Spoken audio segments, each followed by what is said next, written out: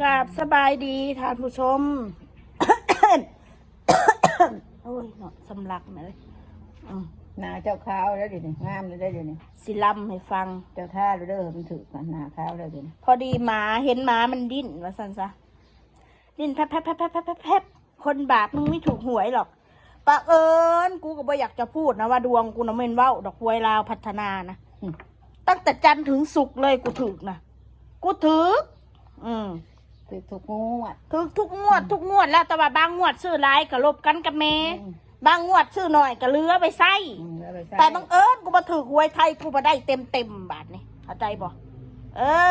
ตาผลมาได้อีหานี่มันสั่งเมลมาใหม่มันดิ้นพี่น้องมันดิ้นคือสิไปจอบเบิ่งกูทางเฟซบุ๊กบอหรือทุกเส้นทางเนาะจอบเบิ่งชีวิตกูสันชีวิตกูนี่ป้าสาธุกูทานชีวิตกูให้หมามันเห่า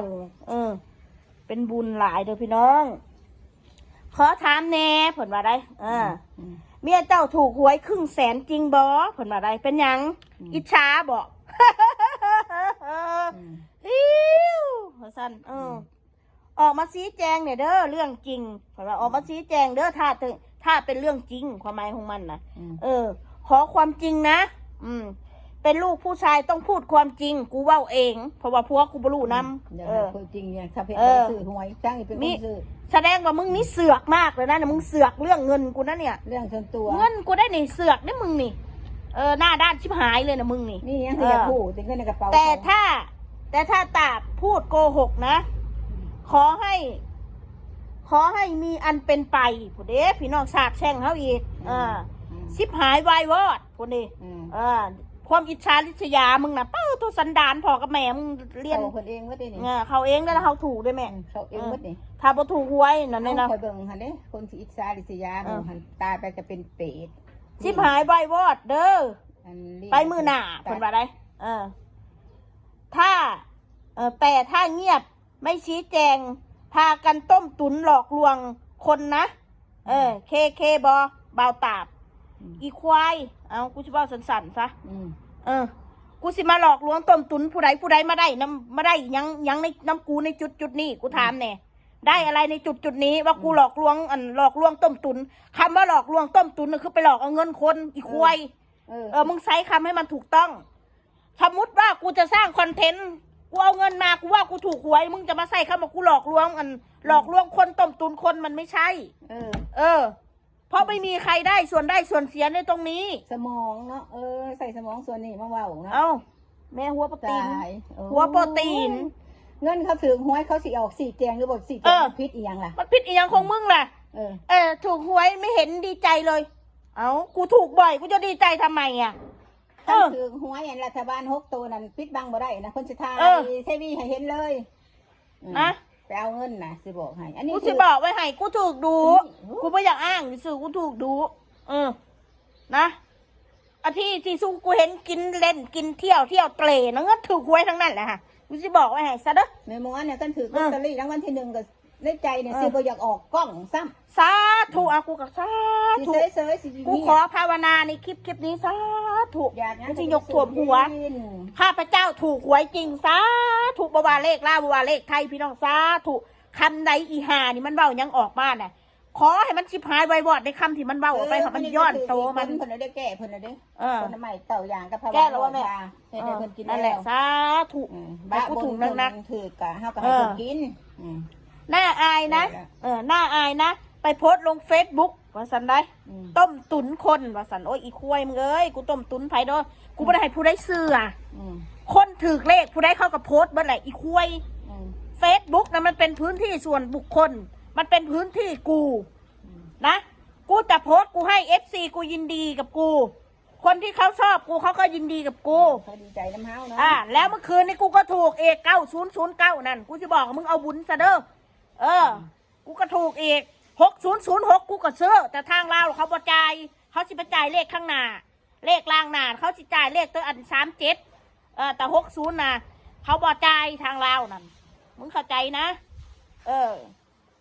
เธอกูไปอันโพสเฟซบุ๊กมันนักกระบาลหัวมึงตีเฟซบุ๊กมึงบอก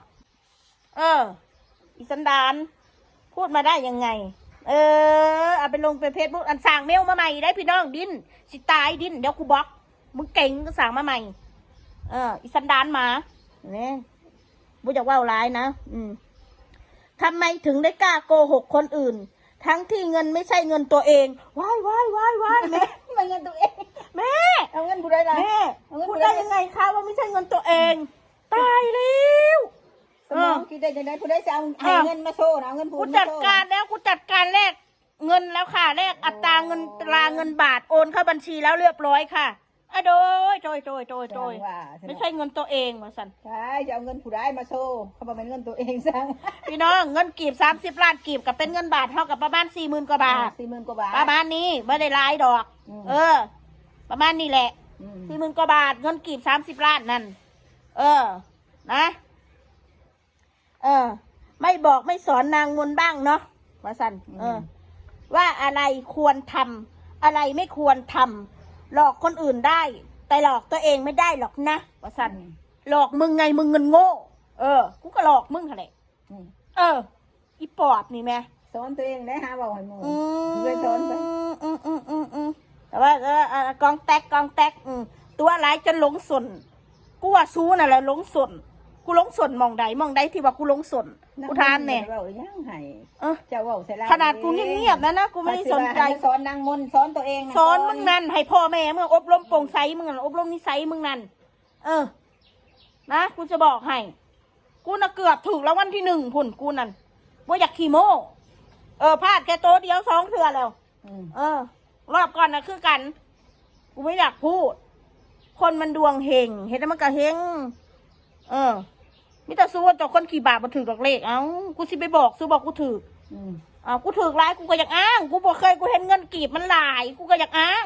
จริงๆแล้วเป็นเงินบาทมันก็30,000-40,000 กว่าบาทสิบาทตั้งใดสะอิจฉาดิษยาตัวจนหลงสนมาสันมิตรพวกมึงกับตัวหลงสนดิ้นแผลบคือมานี่เขามานี่มดกูคนนักอ้นน้อยก็ถืออ้นใหญ่ก็ถื เขาซื้อตัวละ5 บาทชุบนะหันเขาซื้อตัวละ5 บาทคอยนะซื้อร้ายกว่าหมูอยู่แล้วซื้อร้ายกว่าหมูถืออ้นกูคนมีแต่แม่มอนมาถือเลยน่ะมันขึ้นแม่มอนก็มาถือน้ำมันถือเลขควยเลขเสือกับซื้อ06นะมันไปออกทางกลางเขาบ่จ่ายทางลาวนะเป็นนักเขาบ่จ่ายอย่างถ้าเข้าจ่ายแม่นว่าดอกคอยเข้าใจบอกเอาสื่อทางไหนไทยเขาก็จ่ายนะถ้าสื่อทางไทยเขาก็จ่ายแล้ว06มันลงออกตัวกลางนะทางลาวถ้าพัดได้จะ37ทางหนานั่นเขาไล่ทางลาวนั่นตายแล้วสูนี่อุ้ยตายความอิจฉาริษยาสูนี่ขนาดเลยเนาะเงินบ่ร้ายดอกบ่ต้องอิจฉาดอกเงิน40,000-40,000นี่แหละต้องอิจฉากูดอกโอ้ประเด็นใหม่ทองก็เอาไปขายเอาทองไปขายกับบ้านเนี่ยทองกูน่ะติกูถอดเก็บไว้ให้ผัวกูเอาเมื่อเมียนกูไม่ใส่ดอกเดี๋ยวกูเมื่อมุกดาหารกูจังเสียมาใส่ทองกูนั่นกูให้ผัวกูถือเมื่อไว้ให้เพราะว่ากูมันลงลืมอย่ามันเสียแมนตอนในลงมองเมียนเสียบุมีผู้ได้เอาดอกมันเสียในเฮือนน่ะญาติมึงเถื่อถอดไว้ละคนย่างคนนอกเข้ามาในย่างยิบเอาไปหันเข้าใจบอกพอเฮือนนางอ้นน่ะมันคนนั้นชุมชนย่างออกย่างเข่าคือเฮือนกูน่ะมีไผเข่ามีไผออกกระสันซักกูถอดไว้มึงได้ก็ยังคือเก่าทองปลอมกูนั่นแม่ทองปลอมมาได้แม่เดี๋ยวมึงอาหารเดี๋ยวใส่ให้เบิ่งใส่หลุดแล้วทำปลอมโค้ยแม่เขาหาลายงามๆอยู่นี่กำลังหาสื่อลายงามๆเป็นนั่งสื่อทองปลอมมาใส่อยู่นี่เป็นควันมือเนาะหากระจ่างเมลมาพี่น้องใช้ชีวิตหลอกลวงไปวันๆพอดีโปรไฟล์เพิ่นโอ้ยปอบมึงเอ้ยเนาะสันดานมึงเห็นขักอะไรเนาะก็ละเงือดหลายซาตานครอบครัวมันมีซาตานหงอกงำเดี๋ยวมันเบาๆให้คนมันอยู่ได้ครอบครัวหลอกลวงครอบครัวตอแหลก่อนที่จบคลิปอย่าอ้างไรเด้อเงินนะว่าอีลาวคือกันได้นี่คอมเมนต์คนลาวอยากอายคนข้างๆบ้านแน่ผู้เขามีกลัวรวยกลัวพอกูอายคนข้างบ้านกูอายรัฐบาลบุดีกว่ารัฐบาลแห่งรวยกูจะไปอายยังคนข้างบ้านหาเสากินคำคือกันบ่ดิ้นรนคือกันกูอายคนที่นักธุรกิจ10,000 ล้าน100,000 ล้านพุ่นดิ้นรนหาเงินคือกันคนข้างบ้านก็ได้บ่หาสิได้สิเงินนะบ่คนข้างบ้านไม่ได้บ้านเป็นทองคำนะบ้านมันเป็นทองคำบ้านก็เป็นสังกะสีคือกันเป็นปูนคือกันทำไมต้องอาย บ้านเขามีรถขี่บ้านกูก็มีรถขี่คือกันเอ้ากูบ่ได้ย่างเนี่ยแล้วกูไปใส่มาใส่ก็ได้ทำไมกูต้องไปอายด้วยล่ะ คนที่เว้านั่นแหละอายเนี่ย บอกอีปึกมึงไปยังกูต้องอาย คนที่เว้าน่ะ อย่าอวดไรเด้อเงินน่ะรักอายคนที่เขามีกลัวเนี่ย อยากสอดเด้อพี่น้องมันใส่มันอยากสอดเด้อ คนเขามีกลัวเขายังบ่อ้างว่าสัพพติโทมึงไปเบิ้งบ่อ้างนั่นมึงไปเบิ้งมึงไปหาเบิ้งรถเด้อคนมีบ่อ้างนะเขาอ้างทั้งนั้นเขาอวดความสำเร็จของเขามึงไปดูไปสำรวจดูเลยนะค่ะ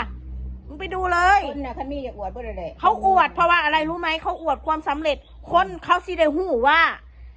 เวลากูอวดไปแหละผู้ใดมันสิจริงใจผู้ใดมันเสียนั่นถ้าคนมันบ่จริงใจมันสิไปคอมเมนต์เว้าให้เขาในด้านลบๆกับเขาถ้าคนเขายินดีนำดีใจนำเด้อคืออันเห็นบอกคือกูโพสต์ไปนะดีใจนำเด้อน้องมนเด้อเฮงเด้อมันเด้อนี่เขาเรียกว่าคนดีมีน้ำใจร่วมยินดีคนอื่นนะฮู้จักอันร่วมยินดีกับคนอื่นนำเวลาคนอื่นเขาได้ดีนะบ่แม่นสิไปแคะเขาว่าอวดทำไมอวดเฮ็ดหยังอวดนี่ซ้ำนี่ก็อวดอ้าวเขาอวดเบิ่งสันดานมึงไงที่เขาอวดดูสันดานมึงไงอวดดูว่ามึงจะคิดยังไงกับเขานั่นแหละให้มึงอิจฉา ถ้าว่าให้อิจฉากับบ่แม่นมันบ่อิจฉาดอก แต่มันอยากเว้านะอวดเบิ่งสันดานคนนะแม่นี่แหละเขาเรียกว่าการทดลองใจคน วันที่3เห็นโดนได้เงินจ่ายเงินกินนั่นกินนี่30 ล้านกีบเดี๋ยวมือหนากระซ่าถูกอีมนสิได้30 ล้านบาทจำเจียวจำประแดกลวกพักทุกมื้อซาใจมันอันนั้นนะ โอ้ยปลาแดกลวกพักถุงมือกับกูบอกไปเลยว่าของกูหมัก ของโปรดด้วยแหละ กินได้กูมืออีกเพราะว่ามาอยู่นี่ก็กินแกงหน่อไม้แน่กินตำมะฮุ่งแน่ก็บ่ได้มีหยังกินดี ลวกพักแกประแดกโอเคนะคะไปแล้วเด้อพูดแหละถ้ากูสิอายคนน่ะกูสิอวดน่ะกูสิอวดพุ่นน่ะกูอายคนที่เขามีเงินเป็นแสนล้านพุ่นแสนล้านบาทพุ่นแสนล้านดอลลาร์พุ่นกูอายอยู่แบบนั้นอันชาวบ้านมีเงินบาทเงินกีบมาไผก็มีคือกันสันนี่แหละ